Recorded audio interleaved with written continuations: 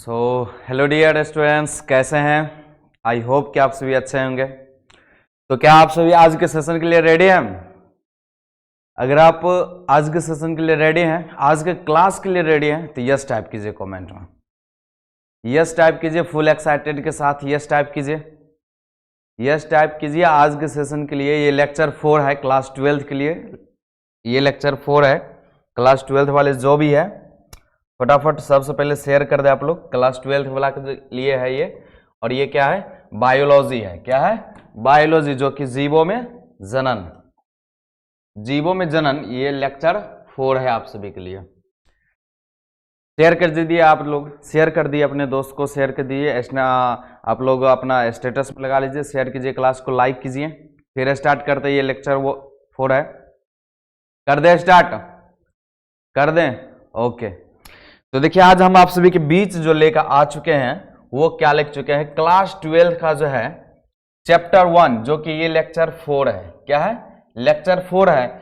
और जिन्होंने भी लेक्चर 1, 2, 3 नहीं देखे हैं तो डिस्क्रिप्शन में लिंक है, जल्दी जल्दी जाकर के देख लीजिए, फिर आपको यहां से ज्यादा समझ में आएगा। क्या करना है? जल्दी जल्दी जाकर के वहां से देख लीजिए और फिर यहां से आप यहां पे आपको ज्यादा समझ में आएगा, ज्यादा माइंड में सेट होगा, एक एक पॉइंट समझ में आएगा बायोलॉजी में।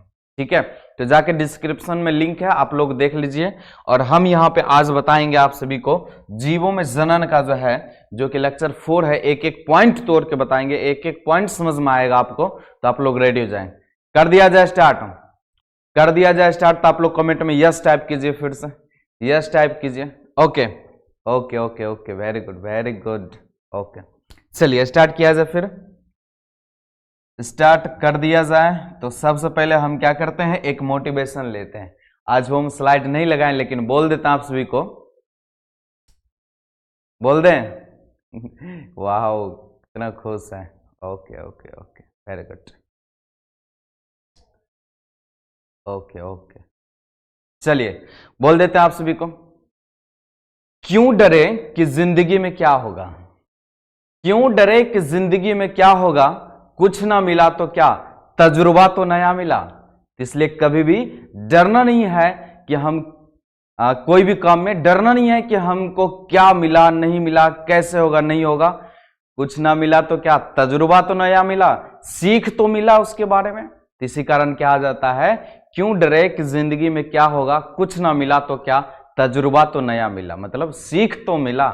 ठीक है, चलिए हम स्टार्ट करते हैं। तो क्या करेंगे, अपना सबसे पहले सरस्वती माँ और गणेश जी हैं सर्वप्रथम। ओम श्री गणेशाय नमः। सरस्वती माँ को प्रणाम करके अपना सेशन को स्टार्ट करेंगे। कर दे स्टार्ट? चलिए ओके ओके, फुल एक्साइटेड हैं आप सभी? ठीक है, फुल एक्साइटेड। इसी तरीका से एक्साइटेड रहिए आप लोग। शेयर कर दीजिए, लाइक करते जाइए, लाइक करना ना भूलिए, कमेंट करना, लाइक करना, एक एक पॉइंट को समझना। ठीक है, तो चलिए स्टार्ट करते हैं। ठीक है, पहला क्वेश्चन लेकर के स्टार्ट करते हैं। और पहला क्वेश्चन आप सभी के बीच आ चुका है, लैंगिक जनन पढ़ेंगे आज। क्या पढ़ने वाले हम लोग? लैंगिक जनन पढ़ने वाले। लैंगिक जनन क्या? Sexual reproduction. क्या पढ़ेंगे? सेक्सुअल रिप्रोडक्शन पढ़ेंगे। ठीक है, क्या है सेक्सुअल रिप्रोडक्शन, इनके बारे में थोड़ा जान लेते हैं। लैंगिक जनन किसे कहते हैं? किसे कहते हैं लैंगिक जनन? लैंगिक जनन की इस तरीका से आप बोल सकते हैं, लैंगिक जनन की वैसी विधि जिसमें दो जीव भाग ले। दो जीव कौन? नर मादा, मेल फीमेल। तो लैंगिक जनन की वैसी विधि जिसमें जनन की प्रक्रिया में दो जीव भाग ले, उसे लैंगिक जनन कहते हैं। आप डिफिनेशन के थ्रू से यहां पर समझ सकते हैं कि जनन की वैसी विधि जिसमें विपरीत लिंग वाले नर मादा, क्या आ गया, नर और मादा दोनों जनक भाग ले, उसे क्या कहते हैं? लैंगिक जनन कहते हैं। क्या कहते हैं उसे? लैंगिक जनन कहते हैं। कितना छोटा सा है, लैंगिक में और लैंगिक में एक जनक भाग लेते हैं, लैंगिक में दो जीव भाग लेते हैं। जनन की वैसी विधि जिसमें दो जीव भाग ले, नर और मादा, उसे लैंगिक जनन। क्या रटने वाला बात है, ये समझने वाला बात है, एक एक पॉइंट को याद होगा याद? ओके, तो देखिए पॉइंट को।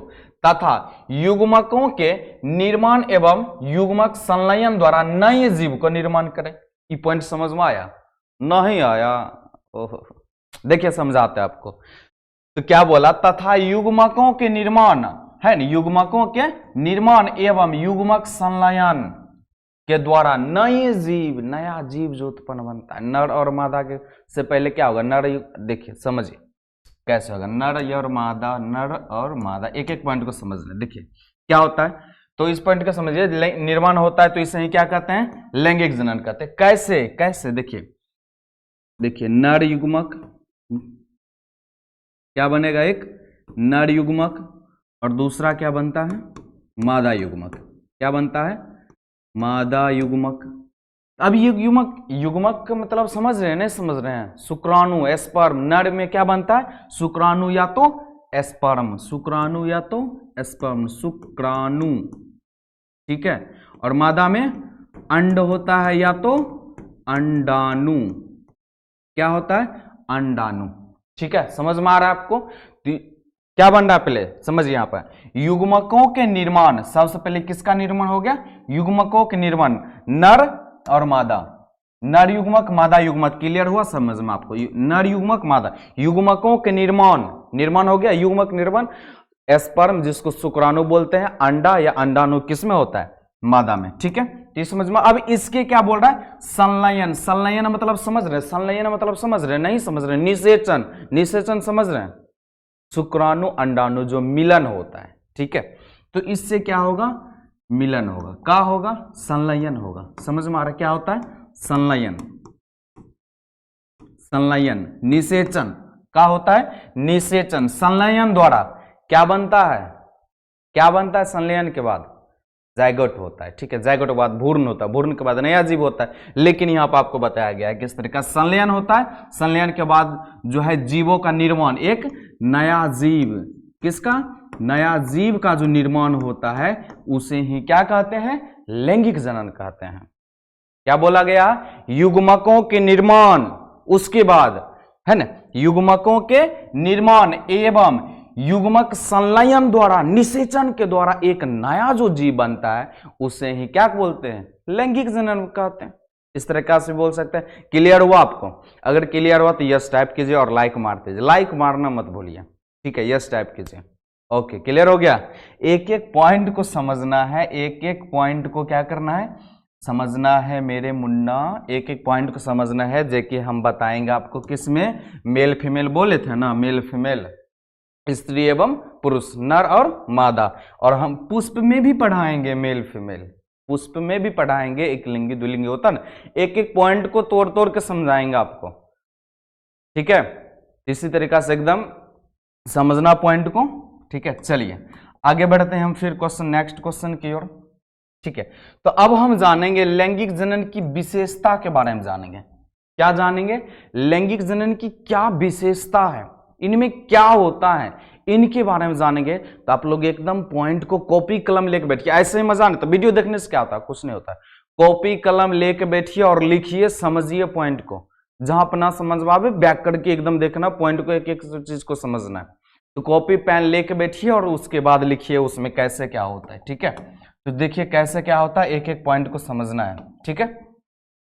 तो सबसे पहला पॉइंट क्या है, इसको देखना है, ठीक है। लैंगिक जनन जो है द्विजनकीय प्रक्रिया है, द्विजनकीय मतलब समझे, दो जनक वाला है लैंगिक जनन। कितने, दो जनक, नर और मादा, कितने, नर और मादा, द्विजनकीय प्रक्रिया है, ठीक है। अब देखिए अर्थात इसमें नर और मादा दोनों भाग लेते हैं। हम बोले ना लैंगिक जनन क्या है, द्विजनकीय प्रक्रिया है, क्या है, द्विजनकीय प्रक्रिया है। एक एक पॉइंट को समझना है मेरे मुन्ना। देखिए इसमें युग्मकों का निर्माण एवं युग्मकों का संलयन होता है। हम पहले बताएं इसमें क्या होता है, लैंगिक जनन में युग्मकों का निर्माण, अंडाणु शुक्राणु बनता है, उसके बाद संलयन निषेचन होता है, उसके बाद एक नया जीव बनता है। बढ़िया से तोड़ तोड़ के आगे पढ़ेंगे, समझ में आ रहा है, एक एक पॉइंट को समझ के पढ़ना है, ठीक है। नेक्स्ट पॉइंट देखिए, लैंगिक जनन और लैंगिक जनन की अपेक्षा लंबी, जटिल एवं धीमी प्रक्रिया है। क्या है, धीमी प्रक्रिया है, ना ही समझें। देखिए लैंगिक जनन जो है और लैंगिक जनन की अपेक्षा और लैंगिक जनन में तीव्र गति से वृद्धि करता है, कायिक प्रवर्धन पढ़ाए हैं। और अमीबा में देखते हैं किस प्रकार से एकदम टूट टूट के नया जीव तुरंत बन जाता है, तुरंत एकदम बड़ा हो जाता है, फिर वो नया जीव बना सकता है। लेकिन और लैंगिक जनन में क्या होता है, लैंगिक जनन में ये लंबी प्रक्रिया है, धीमी प्रक्रिया है। क्या बोले, लंबी है, जटिल है, धीमी प्रक्रिया है। मतलब आपको पता है लैंगिक जनन में नर और मादा में लंबा प्रक्रिया लेता है ना, 9 महीना का प्रक्रिया लेता है, 9 महीना 10 दिन 280 दिन लेता है, 270 10 प्लस जोड़ देता है कितना 280। लंबा प्रक्रिया है ना, टाइम लगता है इसमें, तो समझ में आ रहा है। तो इसी कारण कहा गया है यहाँ पे आपको लैंगिक जनन जो है अलैंगिक जनन की अपेक्षा लंबी जटिल धीमी प्रक्रिया है। एक एक पॉइंट को तोड़ के समझना है ताकि आपको एडजस्ट हो और ऑब्जेक्टिव निकले यहां से, ऑब्जेक्टिव, ठीक है। चलिए नेक्स्ट पॉइंट आपको यहां पे क्या दिया है, लैंगिक जनन से उत्पन्न संतति आपस में, है ना, आपस में या जनक के समान नहीं होते हैं। लैंगिक जनन के द्वारा जो उत्पन्न संतति होगा वो आपस में समान नहीं होते हैं, ना तो माता पिता के समान, वो अलग होते हैं, भिन्न होते हैं, ठीक है। अमीबा में क्या बोले थे, अमीबा में क्या बोले थे, ऐसा है सेम टू सेम एक नया जीव जो इसका बनेगा सेम इसी तरीका से लगेगा, लग रहा है ना। लेकिन ये तो अलैंगिक जनन हो गया, अलैंगिक जनन में सब एक के रंग लगता है, कोई भिन्नता नहीं होता। लेकिन लैंगिक जनन में भिन्नता होती है, अलग अलग होती है, एक समान नहीं होती है ना, समान नहीं होती है, अर्थात इसमें भिन्नताएं होती है। और लैंगिक जनन में भिन्नताएं नहीं होती है, लैंगिक जनन में भिन्नताएं होती है, अलग अलग होते हैं, ठीक है। क्लियर हो रहा है कॉन्सेप्ट, एक एक पॉइंट को समझना ताकि ऑब्जेक्टिव आपका बन जाए। अगर यहां तक समझ में आ रहा है तो यस लिखिए कमेंट में, एकदम यस लिखिए, देख रहे हैं, वाह क्या, ओके ओके, क्या क्या, वेरी गुड, वेरी, इसी तरीका से एक्साइटेड के साथ पढ़ना है ताकि लगे कि हम पढ़ रहे हैं। तो रेडी है, ओके, चलिए आगे बढ़ते हैं। एक एक पॉइंट को समझना है, फिर आपके जो क्वेश्चन में आएंगे एक एक पॉइंट समझ में। चलिए यहाँ पे कुछ पॉइंट है, अब देखिए हम क्या बताने वाले हैं, जीवन चक्र की अवस्थाएं, जीवन चक्र की कितनी अवस्था हैं इनके बारे में बताएंगे। तो चलिए हम पहले ये ले लेते हैं, आपके पास पहले ये ले रहे हैं सब जो पूरा स्लाइड है, हम तो सोचे एक एक पॉइंट से बताएंगे लेकिन यहाँ पे पहले आ चुका है। चलिए, तो जीवन चक्र की अवस्था, जीवन चक्र की कितने अवस्था होते हैं, जीवन कौन कौन सा अवस्था में आप लोग आते हैं, कौन कौन सा अवस्था में, चलिए तो वो अवस्था कौन कौन सा है समझ लीजिए। यहां से जीवन चक्र की अवस्थाएं 3 भागों में हम बांटे हैं, किसमें, 3 भागों में। सबसे पहले किशोरावस्था, उसके बाद प्रजनन अवस्था, उसके बाद जीर्णावस्था, जिसको जीर्ण अवस्था भी बोल सकते हैं, और अभी नहीं बताएंगे वो कौन सा अवस्था है जीर्ण अवस्था, आप लोग कमेंट में टाइप कीजिए, अगर आप जानते हैं तो टाइप कीजिए, वो हम बताएंगे, लेकिन आप टाइप कीजिए पहले, कमेंट में लिखिए, ठीक है। तो देखिए ये किशोरावस्था, जीवन चक्र की अवस्था जो है कितने भागों में, 3 भागों में, किशोरावस्था, प्रजनन अवस्था, जीर्णावस्था, ये तीनों के बारे में बताएंगे। और आप लोग कमेंट में लिख दीजिए जीर्णावस्था क्या है। जीर्ण अवस्था को बोला जाता है वृद्धावस्था, वृद्धा अवस्था भी बोला जाता है, मतलब बूढ़ापा होता है इनमें। तो अब यहाँ पे देखिए किशोरा अवस्था कब से कब चालू हो जाता है, किशोरावस्था हम बताएंगे, अभी आगे डिफिनेशन है, किशोरावस्था कब से चालू हो जाता है, कब से कब तक। तो जन्म से लेकर के जो है ना, इसके बारे में बताएंगे। जन्म होगा, यहाँ पे हम आपको एक चीज और बता देते, 11 से 13 वर्ष तक में ये अवस्था होते हैं किशोरावस्था, और इन्हीं अवस्था को जो है ना फिसलड़ी अवस्था भी कहते हैं। इन्हीं अवस्था में बच्चा के अंदर जो है ना चिड़चिड़ापन आएगा, और चिड़चिड़ापन आएगा और इसी में गलत कदम उठा लेते हैं बच्चे, इसी को फिसलड़ी अवस्था भी कहते हैं। तो चलिए हम एक एक पॉइंट को तोड़ के समझते हैं, ये फिसलड़ी अवस्था का है किशोरावस्था। तो सबसे पहले, इससे पहले हम क्या करेंगे, एक थोड़ा सा आपको बता देते हैं कि आपके सर, आपके अपने प्यारे सूरज सर जो है आपके लिए कोर्स लॉन्च किए हैं, जो कि मात्र कोर्स का दाम है 5 रुपया। अब वो कोर्स में क्या है, सबसे पहले आपको क्या करना है, प्ले स्टोर से सुशिव क्लासेस एप्लीकेशन को डाउनलोड करना है। क्या करना है मुन्ना, सुशिव क्लासेस एप्लीकेशन को क्या करना है, डाउनलोड करना है। उसके बाद क्या करना है, डाउनलोड कर करके उसमें आपको जो है मात्र 5 रुपया में 12th का पूरा सिलेबस कोर्स, पूरा कोर्स कंप्लीट तैयारी करवा जा रहा है। डाउट क्लास है, ऑल PDF है, नोट्स है, हैंडरिटन नोट्स है, और उसके बाद टेस्ट सीरीज दिया गया है, एक एक पॉइंट दिया गया है आपको उसमें।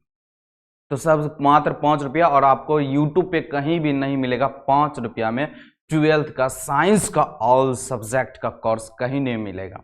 वो मिलेगा कहाँ, सुशिव क्लासेस के एप्लीकेशन। कहाँ मिलेगा, सुशिव क्लासेस के एप्लीकेशन पे। उसके बाद आप लोग क्या करिए, यूट्यूब चैनल सर का जो है 3 है, कौन कौन है, सुशिव क्लासेस एक है, उनको आप सब्सक्राइब कर लीजिए। उसके बाद है सुशिव साइंस क्लासेस, जिस पे आप पढ़ रहे हैं, अगर नहीं किए हैं तो सब्सक्राइब कर लीजिए। यहाँ पे एक एक पॉइंट आपको बताएंगे, नहीं किए हैं तो कर लीजिए सब्सक्राइब, और अपने दोस्त से भी करवा दीजिए, ताकि आपका ये चैनल बड़ा हो और भी आपके लिए छूट लाया जा सके इस प्लेटफॉर्म पे। अभी तो 5 रुपया है, इतना छोटा है, तब पर भी 5 रुपया सोच सकते हैं, अगर बड़ा हो तो कितना छूट आपको दिया जाएगा। तो क्या करना, सब्सक्राइब कर लेना, अपने दोस्त से भी करवा लेना। और नेक्स्ट है सुशिव ईएच क्लासेस, जिस पे कि आपके अपने प्यारे सूरज सर क्या करेंगे, इन पे इंग्लिश और हिंदी का कोर्स आपको बताएंगे, इंग्लिश और हिंदी आपको पढ़ाएंगे। ठीक है, तो एक एक पॉइंट को समझना है, उसके बाद सब्सक्राइब कर लीजिए। अगर कोई भी प्रॉब्लम हो तो ये सर का नंबर है, इन पर आप मैसेज कर सकते हैं। कोर्स लेने में कोई भी प्रॉब्लम हो या कोई क्वेश्चन हो या सवाल हो, सर का नंबर है, उन पे आप कॉल कर मैसेज करके आप बात कर सकते हैं। तो ठीक है, और ये सर का वेबसाइट है, इन पे भी जाकर आप विजिट कर सकते हैं, देख सकते हैं। ठीक है, स्टार्ट कर दिया जाए, बढ़े आगे। ओके, चलिए अगला हम देखते हैं क्वेश्चन क्या है आपके बीच। आगे का क्वेश्चन क्या है, किशोरावस्था। हम क्या बोले थे, किशोरावस्था आपको पढ़ाएंगे। क्या पढ़ाने वाले हैं, जीवन चक्र की कितने अवस्था, 3 अवस्था हम लिए थे। क्या लिए थे, पहला अवस्था किशोरावस्था, दूसरा क्या लिए थे, प्रजनन, तीसरा क्या लिए थे, जीर्ण, जिसको वृद्धावस्था भी कहते हैं। ठीक है, तो हम सबसे पहले जानेंगे ये किशोरावस्था क्या है, कैसे होता है। यहाँ पर तो आप बोल दीजिएगा कैसे सर, जन्म से लेकर के प्रजनन तक की अवस्था को किशोरावस्था कहते हैं। जन्म से लेकर के प्रजनन तक की अवस्था को क्या कहते हैं, किशोरावस्था कहते हैं। मतलब जन्म से लेकर के, समझ रहे ना, प्रजनन तक की अवस्था, प्रजनन होता है तो प्रजनन अवस्था में जब जाता है तो उस अवस्था में क्या होता है, शादी ब्याह हो जाता है, शादी ब्याह आदमी करता है। ठीक है, तो एक एक पॉइंट को समझना है। अब हम क्या बोले थे, जन्म से लेकर के प्रजनन तक की अवस्था को क्या कहते हैं, किशोरावस्था कहते हैं। चलिए अभी देख लीजिए क्या है किशोरावस्था, तो पॉइंट को समझिए। जीवों के जीवन चक्र की प्रजनन पूर्व अवस्था है। प्रजनन पूर्व मतलब पहले, तो प्रजनन से पहले की अवस्था को किशोरावस्था कहा जाता है। ऐसे भी बोल सकते हैं, प्रजनन से पूर्व की अवस्था को, पूर्व मतलब पहले, समझ रहे ना, तो पहले की अवस्था को किशोरावस्था कहा जाता है। एक एक पॉइंट को समझना है। समझ में आ रहा है, समझ में आ रहा है तो यस लिखिए आप लोग, समझ में आ रहा है तो यस लिखिए। वाह, वेरी गुड। तो देखिए प्यार कहता है, इसमें जीव तीव्रता से वृद्धि करता है। जब किशोरावस्था में रहता है ना, देखते होंगे एकदम लंबा हो जाता है, बहुत कोई एकदम रहेगा कम एज का, लंबा हो जाता है, तीव्रता से जीव वृद्धि करता है। किस अवस्था में, किशोरावस्था में। ऑब्जेक्टिव बन जाए तो किस अवस्था में, जीवों में किस अवस्था में जीव तीव्रता से वृद्धि करते हैं, तो किशोरावस्था आप दे सकते हैं। ठीक है, नेक्स्ट आपके बीच है पादप में इसे कायिक अवस्था कहा जाता है। अब बोल सकते हैं सर जीवों में तो किशोरावस्था जान गए कि कहाँ होता है, पौधों में भी होता है। हाँ, जिसको कायिक अवस्था आप लोग पढ़े हैं, ठीक है, जिसको कायिक अवस्था आप लोग पढ़े हैं उसे ही किशोरावस्था कहा जाता है।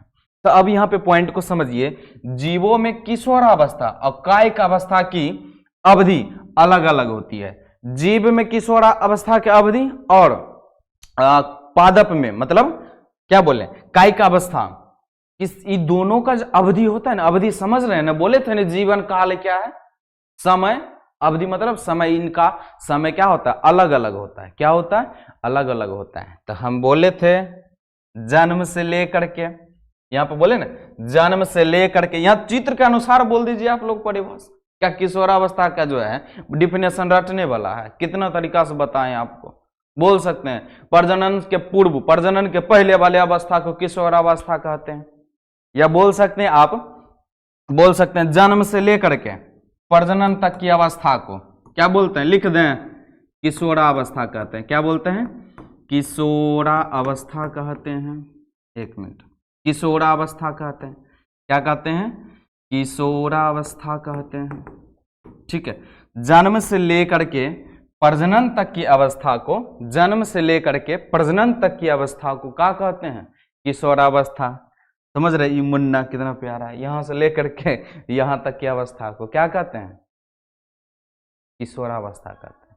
यस टाइप कीजिए, अगर समझ में आ रहा है तो यस टाइप कीजिए। फुल एक्साइटेड के साथ पढ़ना, एकदम जुनून के साथ पढ़ना कि आज हमको कुछ करना है, आज कुछ नया सीखना है।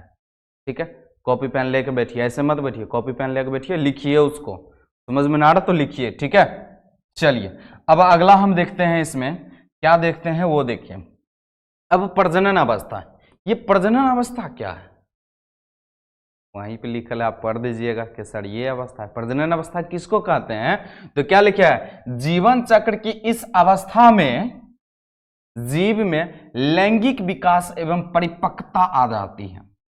प्रजनन की अवस्था जब आती है जीवों में तो इसमें लैंगिक विकास और परिपक्वता आ जाती है। इसमें एकदम इस अवस्था में क्या होता है आप देखेंगे, बहुत सारा प्रजनन की अवस्था में जवान, जिसको यौवनारंभ कहते हैं, ये हम बताएंगे, अभी तुरंत बताएंगे। यौवनारंभ जवान बोलते हैं जवान हो गया है, बोलते हैं युवा हो गया। इस अवस्था में बच्चा का क्या होता है, बच्चा बोलते हैं, इस अवस्था में जवान हो जाता है, उसका कंठ फूट जाता है, दाढ़ी मूछ आने लगता है ना। स्त्रियों में क्या होता है, स्तनों पर उभार आने लगता है।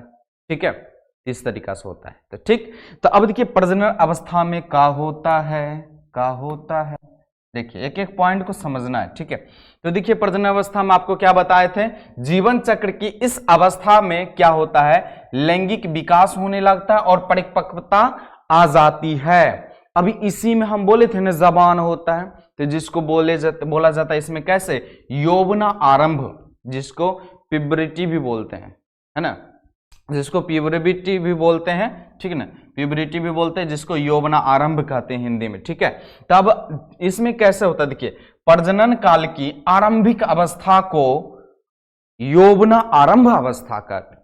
देखिए यौवना आरंभ अवस्था किसको कहते हैं, तो प्रजनन काल की आरंभिक अवस्था, आरंभिक मतलब ना समझें, मतलब शुरू, समझ रहे हैं, प्रजनन काल जब शुरू होता है उसी को हम बोले थे ना जवान का, तो मुन्ना जवान हो गया, तो वही को बोलते हैं का बोलते हैं यहाँ पे, यौवन आरंभ बोलते हैं।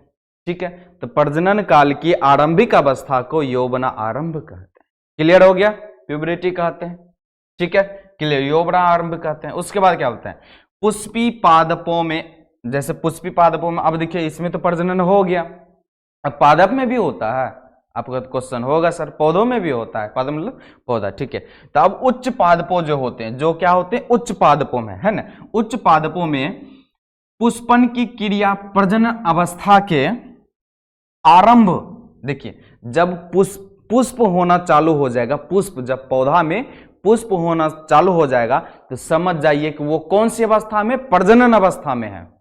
कौन सी अवस्था में, प्रजनन अवस्था में, है ना। क्या बोले यहाँ पे, में पुष्पन की आरंभिक अवस्था, आरंभिक मतलब शुरू वाला जो अवस्था है ना, आरंभ अवस्था, एवं कायिक प्रवर्धन की समाप्ति को दर्शाती है।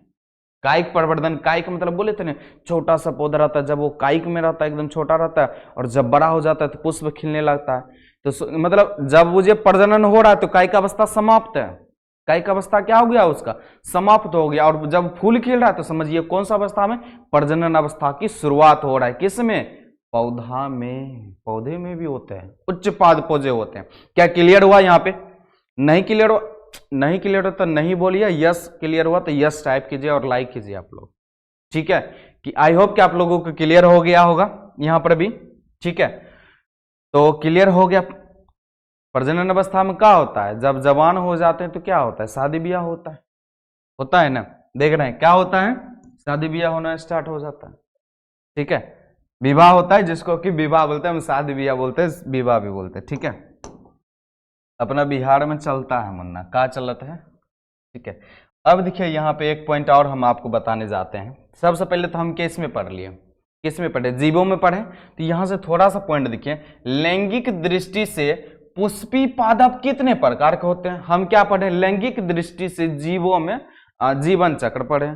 तो कौन कौन सा अवस्था, 3 अवस्था पढ़े हैं ना, किशोरावस्था, प्रजनन अवस्था, जीर्ण अवस्था, जिसको वृद्धावस्था भी कहते हैं।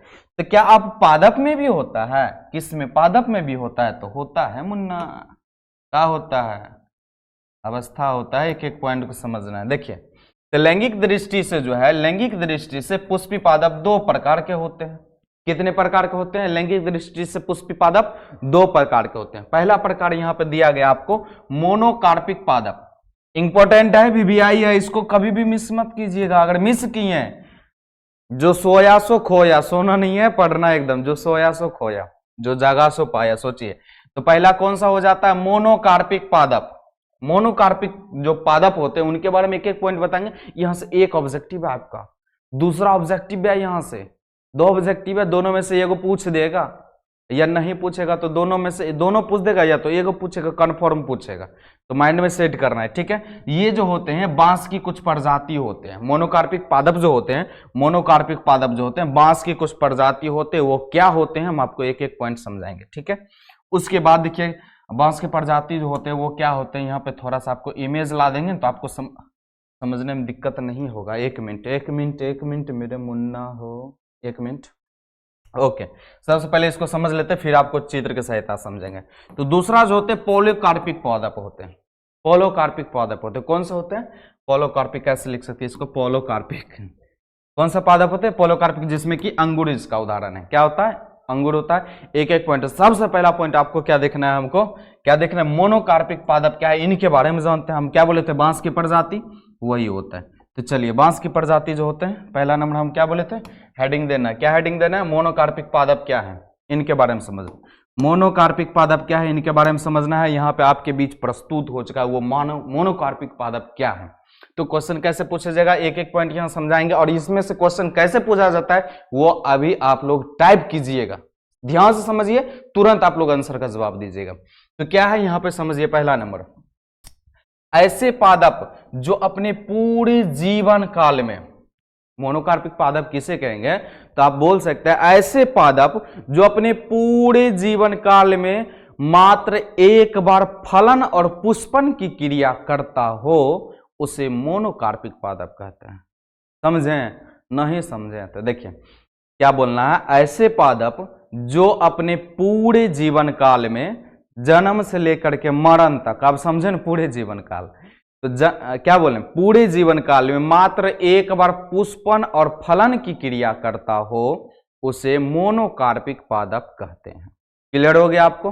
तो देखिए वही चीज यहां पे लिखे हैं, केवल एक ही बार पुष्पन एवं फलन करते हैं उन्हें मोनोकार्पिक पादप कहते हैं, जिनका के एक एग्जाम्पल पहला हो गया मेलाकोना बेम्बूसाइडी, मेलाकोना बेम्बूसाइडी, और ये बांस की प्रजाति है जो कि देख सकते हैं। किनका प्रजाति है, बांस की प्रजाति है। अब बांस आप लोग देखेंगे और इसमें फूल, जो ये फूल है ना, मात्र अपने पूरे जीवन काल में एक बार फलन और पुष्पन करते हैं, मतलब बांस की प्रजाति में पूरे जीवन काल में एक बार पुष्प होते हैं। और ये पुष्प कितना वर्ष में होते हैं तो वो चीज हम आपको यहाँ पे बता दें, कितना वर्ष में होते हैं। तो रे मुन्ना रे देखो यहाँ पर क्या होता है, 50 से लेकर के 100 वर्षों में केवल एक बार पुष्पन की क्रिया होता है। बांस में पूछा जाए कब होता है, कितने वर्षों में पुष्पन की क्रिया, मतलब फूल खिलते हैं, समझ रहे ना, फूल खिलते हैं, तो क्या बोलना आपको 50 से 100 वर्षों के में केवल एक बार पुष्पन होता है, केवल एक बार पुष्पन होता है। आप लोग देखे हैं बांस में फूल, नहीं देखें, देखिए कैसा होता है, ठीक है। तो ये बांस की प्रजाति है, ऐसा नहीं कि अपना जो इधर बांस मिलता है उसमें तो अलग होगा, वो अलग बात है। ये बांस की प्रजाति जिसका क्या नाम है, मेलाकोना बेम्बूसाइडी, मेलाकोना बेम्बूसाइडी, जो कि बांस की प्रजाति है जो कि पूरे जीवन काल में मात्र एक बार पुष्पन की क्रिया करता हो। ये पहला एग्जाम्पल आपका है।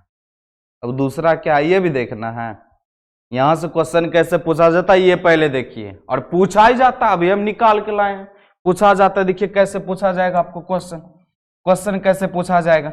चलिए फटाफट टाइप कीजिए कमेंट बॉक्स में, आप लोग फटाफट टाइप कीजिए क्वेश्चन कैसे पूछेगा। निम्नलिखित में से कौन अपने जीवन काल में केवल एक बार प्रजनन करता है, निम्नलिखित में से कौन अपने पूरे जीवन काल में मात्र एक बार प्रजनन करता है, फटाफट कमेंट में टाइप कीजिए। आप लोग टाइप कीजिए, पहला ए बांस हो गया, बी पक्षी हो गया, सी अमरूद, उसके बाद हो गया डी बंदर। बताइए क्या होगा राइट आंसर, टाइप कीजिए, हम देख रहे हैं।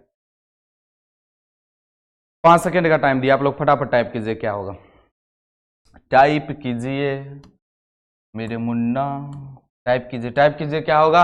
वाह वेरी गुड, टाइप कीजिए, बता दें आंसर।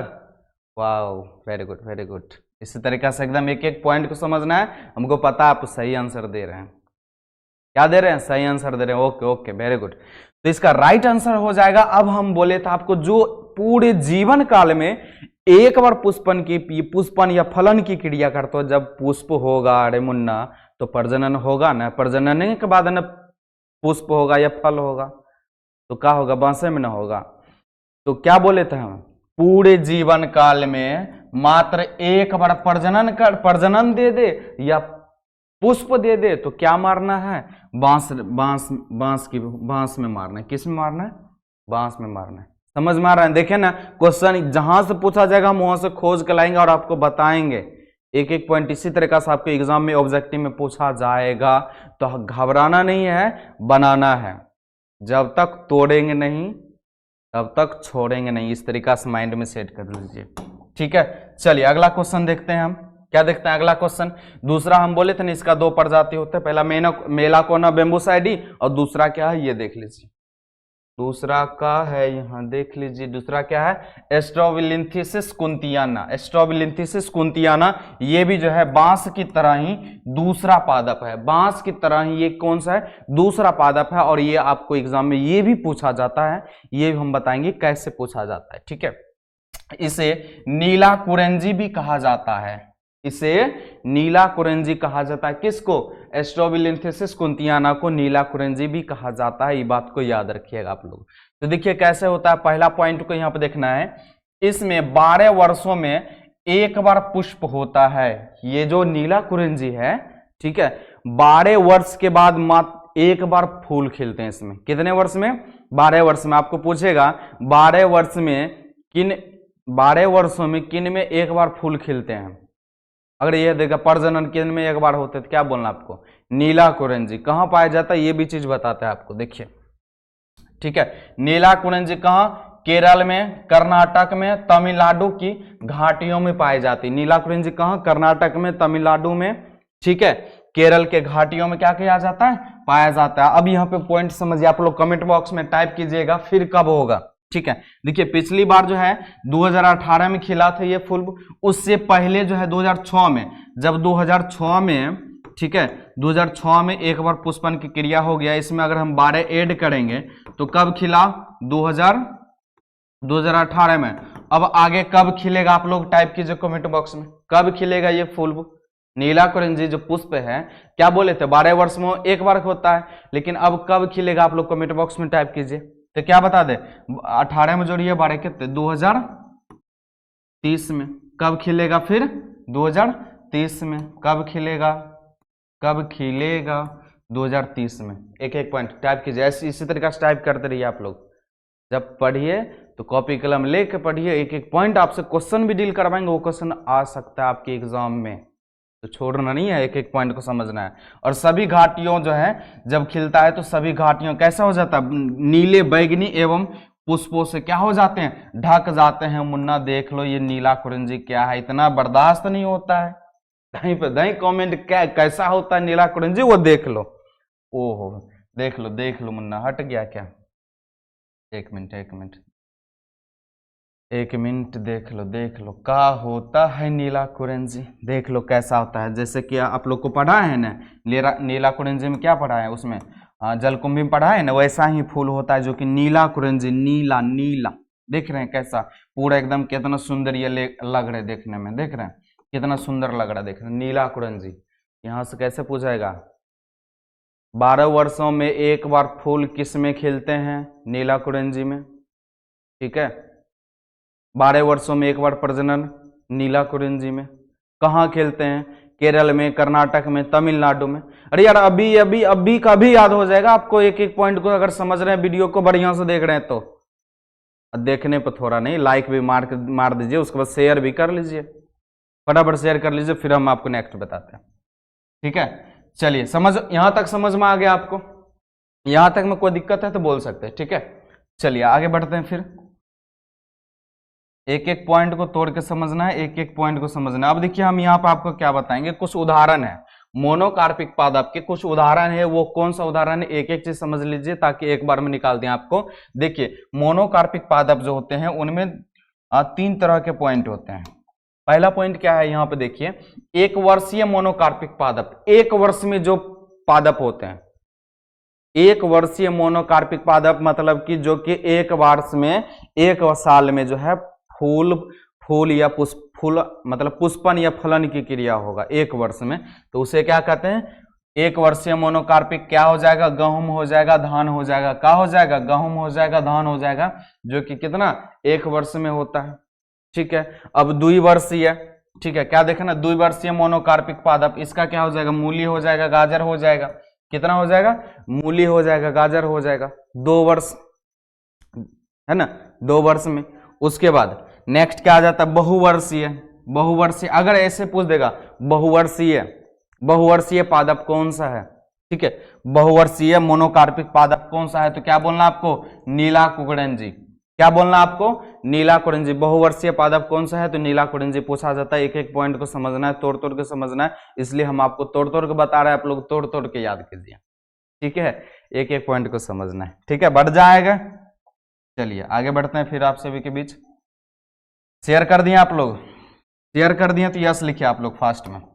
अगर शेयर कर दिए हैं तो यस लिखिए। चलिए ओके, तो चलिए उसके बाद हम पढ़ेंगे, हम बताए थे मोनोकार्पिक के बारे में बढ़िया से हम पढ़ लिए हैं, बढ़िया से समझ गए। अब पढ़ेंगे पॉलीकार्पिक क्या है, पॉलीकार्पिक क्या है। तो चलिए देखते क्या है। ऐसे पादप जो अपने पूरे जीवन काल में कई बार मतलब अपने पूरे जीवन काल में जो है, मतलब पूरे जब से वो जन्म हुआ, जब खत्म हो जाएगा, जब तक में, तब तक में कई बार फल देता हो, कई बार फूल देता हो, कई बार प्रजनन होता हो, क्या कहते हैं उसको, पॉलीकार्पिक कहते हैं। तो क्या बोला, कई बार पुष्पन एवं फलन की क्रिया करता हो, उसे पॉलीकार्पिक पादप कहते हैं। उसे क्या कहते हैं, पॉलीकार्पिक पादप कहते हैं। क्लियर है, एक एक पॉइंट को समझना है और तोड़ना है। तो अगर आपको पूछा जाए, ठीक है, ऐसा पूछा जाए, ऐसे पादप जो पूरे जीवन काल में कई बार प्रजनन करता हो, कई बार फलन करता हो, कई बार पुष्पन करता हो, तीनों में से कोनो एक पॉइंट दे देगा, बोलेगा क्या है, तो क्या बोल सकते हैं आप लोग, क्या है बताइए, पॉलीकार्पिक क्या है, पूरे जीवन काल में आम, लीची, अनार के गाछ लगा, पौधा लगा रहता है ना, कई बार अपने साल में देते रहते हैं, कई बार प्रजनन फूल की क्रिया होता है। अभी बताइए, अभी क्या चीज का सीजन है, गर्मी आ रहा है ना, तो क्या इसमें आता होगा, अभी क्या आ रहा है इसमें, आम का मंजर दे दिया होगा, देख लीजिएगा। ठीक है, नोट में जो पॉइंट है उसको समझिए। जो पादप निश्चित मौसम या, है ना, निश्चित, ये भी पॉइंट समझाएंगे, मौसम, निश्चित मौसम या ऋतु में फल उत्पन्न करता है। एक निश्चित मौसम होता है, उसमें भी 2 पॉइंट होते हैं, कोई अपना सीजनेबल होते हैं, सीजन के अनुसार होता है फल, ठीक है, कोई एक निश्चित मौसम होता है, ऋतु होता है, उनका टाइम होता है, उसमें होते हैं। तो ठीक है, तो मौसम या ऋतु में फलन उत्पन्न करते हैं, उसे मौसमी फल कहते हैं। मौसमी फल जो कि कोई मौसम होता है, सीजनेबल फल कहा जाता है उसे, सीजनेबल, सीजन के अनुसार बोलते हैं ना। सीजन अभी आम का सीजन नहीं है, फिर भी आम मिल रहा है, तो बहुत जगह स्टॉक करके रखते हैं, वो अपना उसको फ्रीजिंग करके रखते हैं, वहां भी मिलते रहता है। तो सीजन के अनुसार मिलते हैं, जैसे में क्या आ जाएगा, आम हो जाएगा, अंगूर हो जाएगा, लीची हो जाएगा, कटहल हो गया। तो ये कौन सा फल हो गया, मौसमी फल है। देख रहे हैं ना, मैंगो, लीची, अति अंगूर, क्या है, अंगूर, लीची, और इधर क्या है, कटहल। खाए हैं ना आप लोग, खाए हैं तो यस लिखिए, आप लोग खाए हैं तो यस लिखिए। ठीक है, चलिए आगे बढ़ते हैं, फिर आगे बढ़ते हैं, फिर आपके पास आ चुका है, जंतुओं के प्रजनन के आधार पर जो है 2 भागों में बांटा गया। जंतुओं के प्रजनन के आधार पर कितने भागों में बांटा गया है, 2 भागों में।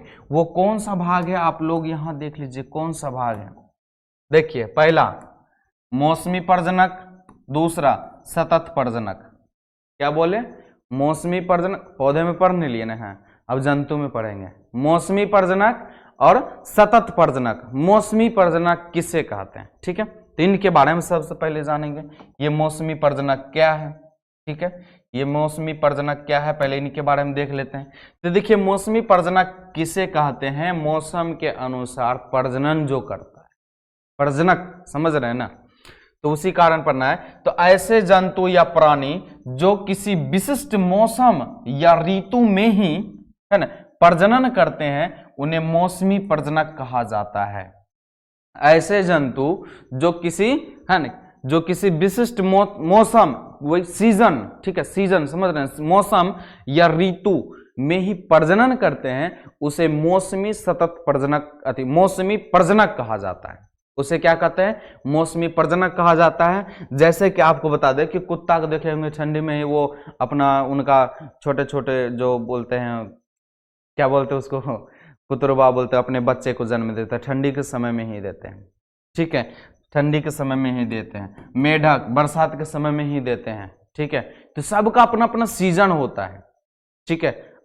काम होना क्या देख रहा है कि वो मनुष्य जो है, मनुष्य भी सर जी को नाम तो आता है, बताएंगे अभी, मनुष्य भी आता है। तो क्या हो गया? छिपकली हो गया, अधिकांश पक्षी हो गया।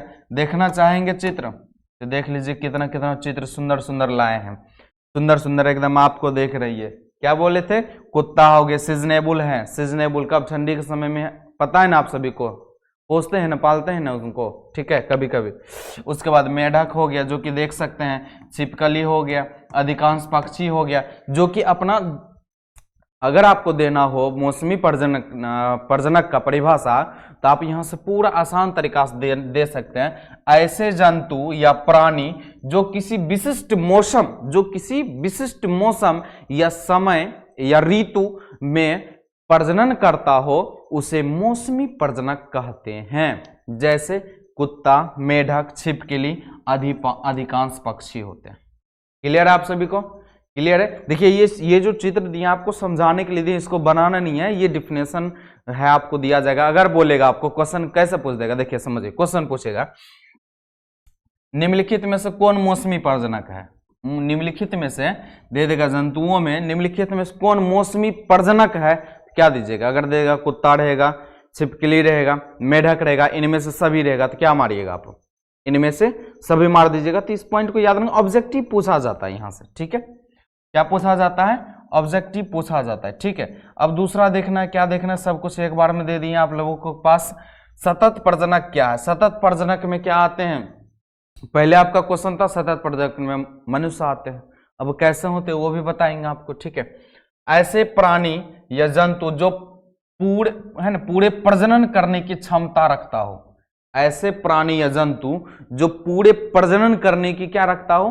क्षमता रखता हो, उसे ही क्या कहते हैं? सतत प्रजनक कहते हैं। और इसका उदाहरण क्या हो जाता है? सभी प्राइमेट स्तनधारियों जंतु। जो प्राइमेट स्तनधारियों जंतु होते हैं ना, प्राइमेट समझ रहे हैं? नहीं समझ रहे हैं? प्राइमेट बताएंगे, प्राइमेट क्या है, नन प्राइमेट क्या है, एक एक पॉइंट बताएंगे। प्राइमेट जो कि मांसिकुलर सर्किल करता हो, प्रतिमा मांसिकुलर सर्किल करता हो, वैसे जंतु सतत प्रजनक के अंतर्गत आते हैं। क्या आते हैं? सतत। और मानव एक सतत प्रजनक है। मानव क्या है? सतत प्रजनक है। तो आपको डिफिनेशन देना है तो ऐसे देना, ऐसे प्राणी या जंतु जो प्रजनन करने की पूरा क्षमता रखता हो उसे ही सतत प्रजनक कहा जाता है। और एग्जाम्पल में आप मानव दे सकते हैं, ठीक है। क्या देना है? मानव देना है। जो मानव क्या है? प्राइमेट जंतु है। कौन सा है? प्राइमेट जंतु है, ठीक है। तो वो हम आगे बताएंगे, जो कि देख सकते हैं, जो कि प्रजनन करने की क्षमता रखता हो उसे सतत प्रजनक कहा जाता है। क्लियर है यहाँ पे? चलिए, क्लियर है तो यस लिखिए। क्लियर हो जाए तो यस लिखा कीजिए। अगर क्लियर हो जाए आपसे भी कहो तो क्या लिखना है? यस लिखना है। क्या लिखना है? यस लिखना है। अब हम पढ़ेंगे इसमें जो है मध्य चक्र क्या है, ऑस्टियोसाइक्लस। मध्य चक्र क्या होता है, किसमें होता है, ये चीज जानना जरूरी होता है। आप लोगों को पूछा जाएगा अगर मध्य चक्र का परिभाषा देना है तो उसको देना पड़ेगा। कैसे देना पड़ेगा, एक एक चीज बताएंगे आपको, ठीक है। मध्य चक्र का परिभाषा पूछे तो आपको देना है, नन प्राइमेट स्तनधारियों में पाए जाने वाले चक्र को मध्य चक्र कहा जाता है। नन प्राइमेट, हम बोले ना प्राइमेट नन प्राइमेट पढ़ाएंगे, तो नन प्राइमेट मतलब जो कि प्रति माह मांसिकुलर सर्किल, समझ रहे हैं, जिसको मांसिकुलर सर्किल और हिंदी उसको शॉर्ट में बोलते हैं एमसी। क्या बोलते हैं? एमसी, नॉन प्राइवेट मतलब नहीं करता हो, प्रतिमाह मानसिकुलर सर्किल नहीं करता हो, वैसे स्तनधारियों जीव जो आते हैं किसमें, मध्य चक्र में आते हैं। जैसे गाय, भैंस, कुत्ता, बिल्ली। चित्र के अनुसार बताएं, मुन्ना ऐसे नहीं समझेगा बिना चित्र देख ले। तो देखिए क्या आते हैं इसमें, गाय आ जाते हैं, भैंस आ जाते हैं, कुत्ता आ जाते हैं, बिल्ली आ जाते हैं, हिरन आ जाते हैं। ये सभी जो जंतु आते हैं किस में आते हैं, नॉन प्राइमेट जंतु। नॉन प्राइमेट जंतु मतलब जो कि प्रतिमाह मानसिकुलर सर्किल नहीं करता हो, मानसिक चक्र समझ रहे हैं ना, वो नहीं होता हो तो उसे हम क्या कहते हैं, मध्य चक्र कहते हैं। नॉन प्राइमेट स्तनधारियों में पाए जाने वाले चक्र को क्या कहता है, मध्य चक्र कहते हैं। गाय, भैंस, कुत्ता, बिल्ली, हिरन, ये सभी इनके अंदर आते हैं। तो क्या मध्य चक्र क्लियर हुआ आप सभी को, मध्य चक्र क्लियर हुआ? एक एक पॉइंट को समझना है, ठीक है। क्लियर हुआ तो यस लिखे आप लोग कमेंट में। क्लियर जब हो जाए तो यस लिखा कीजिए। चलिए एक एक पॉइंट को समझना है। तो हम क्या, उसके बाद आता है ऋतुस्राव चक्र, जिसे कहा जाता है रजो चक्र भी कहा जाता है, रजो धर्म भी कहा जाता है, और मानसिक चक्र भी कहा जाता है। ये सबको बताएंगे आगे, हम पढ़ाएंगे ना, आगे आपका चैप्टर है उनमें एक एक बात को हम तोड़ तोड़ के बताएंगे आपको, ठीक है। तो ऋतु चक्र क्या है, ऋतुस्राव चक्र क्या है, इनको देखना। ऋतुस्राव चक्र हम बोले थे ना, मेंस्ट्रुअल है ना, मानसिकुलर सर्किल बोलते थे ना, मेंस्ट्रुअल सर्किल्स बोलते हैं इसको, ठीक है। तो देखिए बोलना है सभी प्राइमेट, हम बोले थे ना, जो कि प्रतिमाह मानसिकुलर, जिसको बोलते हैं पीरियड्स, प्रतिमाह पीरियड्स, मानसिकुलर सर्किल एमसी होता है, ठीक है। तो वो सभी प्राइमेट स्तनधारियों जीव जो आते हैं वो है ना, सभी प्राइमेट स्तनधारियों जीव में पाए जाने वाले चक्र को ऋतुस्राव चक्र कहते हैं या एमसी कहते हैं।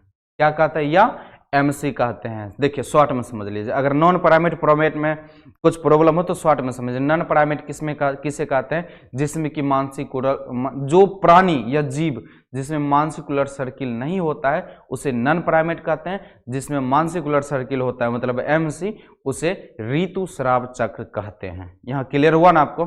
एक एक पॉइंट को समझाएंगे, तोड़ तोड़ के समझाएंगे। अब ये भी चित्र बताएं, इसमें भी चित्र दे दें आपके लिए, एकदम चित्र एकदम खोज के लाएं आपको देखने के लिए। देखिए क्या है, मनुष्य को तो देखें, मनुष्य में ऐसा नहीं कि लड़का में होता है, लड़की में होता है मानसिकुलर सर्किल, ठीक है। मध्य ऋतुस्राव चक्र जो होता है ना, किस में होता है, सिर्फ लड़की में होता है, ठीक है। ओके अब देखिए क्या हो गया, बंदर, देख सकते हैं बंदर। उसके बाद क्या आ गया, गोरिल्ला। गोरिल्ला को देखे हैं, देखे कभी, कैसा लग रहा है, गोरिल्ला है ये। इनमें क्या होता है, इनमें भी मानसिकुलर सर्किल होता है, एमसी होता है। गोरिल्ला में भी, बंदर में भी, बंदर मतलब बंदरिया, ठीक है। उसके बाद क्या आता है, गिब्बन। गिब्बन देख सकते हैं कैसा होता है, एकदम इसका फेस देखिए कैसा होता है, यहां से ही पहचान लीजिए कि ये क्या है, गिब्बन है। ये क्या है, गोरिल्ला। आप लोग जो बंदर देखते होंगे ये बंदर है, बंदरिया, ठीक है।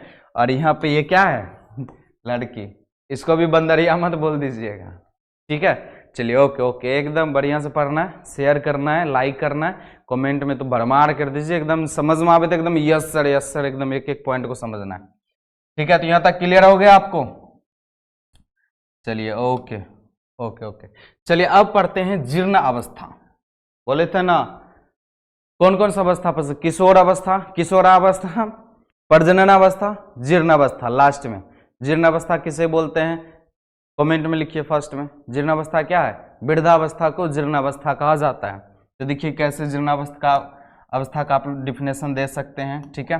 तो कैसे बोलना आपको, जीवन चक्र की वह अवस्था जिसमें जीव की प्रजनन करने की जो क्षमता होती है छिन्न हो जाती है।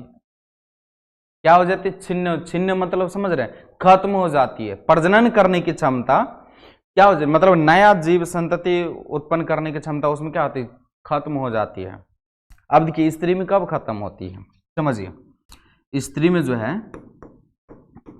में जो कब खत्म हो जाती है, इसमें लमसम 45 19-20 हो सकता है, 45 ईयर। और पुरुष में का मुन्ना का लिखा था, चलिए पुरुष में 55। तो इतना टाइम में क्या हो जाता है, प्रजनन करने की क्षमता, नया जीव उत्पन्न करने की क्षमता खत्म हो जाती है। उसे ही क्या कहते हैं, वृद्धावस्था भी इसको बोलते हैं। नहीं समझे ये मुन्ना बना, जब तक चित्र नहीं देखेगा नहीं समझेगा। देखिए बुढ़ापा, बुढ़ापा जो आ जाते हैं जीर्णावस्था कहलाते हैं। तो कैसे बोलना आपको, जीर्णावस्था किसे कहते हैं, क्या कैसे बोलना है, जीर्णावस्था किसे कहते हैं? तो जीवन चक्र की वह अवस्था जिसमें जीव प्रजनन करने की क्षमता नहीं होता हो, मतलब प्रजनन करने की क्षमता छिन्न हो जाती हो, खत्म हो जाती हो तथा वृद्ध है ना, वृद्धि विकास। अब बताइए, जब बुढ़ापा हो जाएगा तो उसमें वृद्धि होगा, बढ़ेगा वो, और ग्रोथ होगा नहीं होगा, तो क्या हो जाता है, वृद्धि विकास रुक जाती है, उसे ही जीर्ण अवस्था कहते हैं या वृद्धा अवस्था कहते हैं, ओल्ड एज। समझ रहे हैं ना? तो ऐसे दे दे, अगर जीर्ण अवस्था नहीं दे, अगर दे दे वृद्धा अवस्था क्या है, तो आप बोलिएगा यहाँ पे जीवन चक्र की वह अवस्था जिसमें जीव के अंदर जो है प्रजनन करने की क्षमता खत्म हो जाती है, उसे ही है ना, खत्म हो जाती है, यहां पर भी दे सकते हैं उसे ही, या वृद्धावस्था कहते हैं, या तथा लगा सकते हैं, वृद्धि विकास रुक जाती है, उसे ही जीर्णावस्था कहते हैं। जैसे क्या हो जाएगा, बुढ़ापा। समझ में आया आपको, क्लियर हुआ? तो अब हम नेक्स्ट वीडियो में आपको एक एक पॉइंट समझाएंगे। अगले हम वीडियो में यहां तक अगर आपको समझ में आ गया होगा, ठीक है, यहां तक अगर आपको समझ में आ गया होगा, यहां तक अगर आपको समझ में आ गया होगा, तो सबसे पहले क्या लिखना है, धन्यवाद लिखना है। और आपको जो टॉपर 5 बैच के बारे में बताएं, उसमें जाकर ज्वाइन कर लीजिए, पूरा कंप्लीट पीडीएफ मिलेगा, सॉल्यूशन मिलेगा, डाउट क्लास मिलेगा, जो क्वेश्चन होगा आप बात कर सकते हैं सर से, नंबर भी आपको दिया गया है, आप बैच को खरीद लें। अगर आपको एक एक पॉइंट अभी समझ में आया तो थैंक यू का मैसेज जरूर कर दें। धन्यवाद।